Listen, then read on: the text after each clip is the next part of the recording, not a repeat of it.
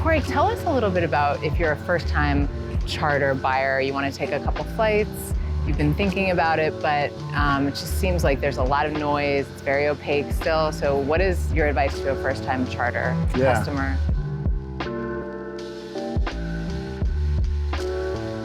So first thing is safety is the most important. And so I would always do the due diligence on the operator to make sure that they have the different safety ratings. There's Argus, there's Wyvern, there's a couple different industry standard safety programs that if they are that, it's a higher level of insurance that it's safe. And then in charter, it is kind of the wild, wild west. There's lots of different operators out there. There's lots of different ways to do it.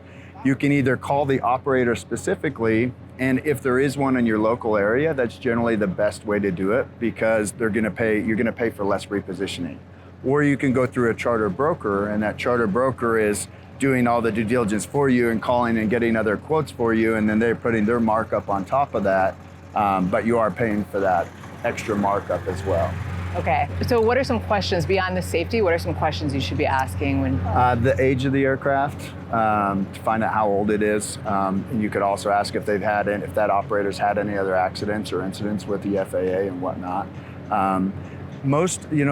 Because the FAA is so involved, just to become a charter operator, there's a lot of safety checks and balances that we have to go through already. But you just do want to do that due diligence and just make sure it's a reputable company. Okay, and then there's a lot of confusion around Part 135 versus 91. How do you make sure?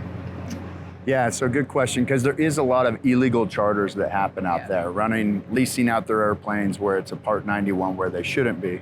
And you can ask them if they are an FAA-approved 135 operator, and there's a certificate number that goes along with that. And you want to make sure that you do that because there is, again, a lot of illegal charters that you could get in trouble for and you don't even know. Now, if somebody were to come to Skyshare and are you kind of a one-stop shop? Could they come here and do a couple flights and then move into like a card, or how does that work? Yeah, so I started the company 15 years ago, and we kind of do the full gamut now. And it really comes back to how much you're gonna fly. If you're gonna fly a few times a year, then we recommend charter. And you can call us and we will quote you an airplane that's on our fleet, but we're also gonna see if there's any other airplanes that are closer to you that may be less money. So you have kind of the best of both worlds. You get the broker side and the operator side, whatever is best.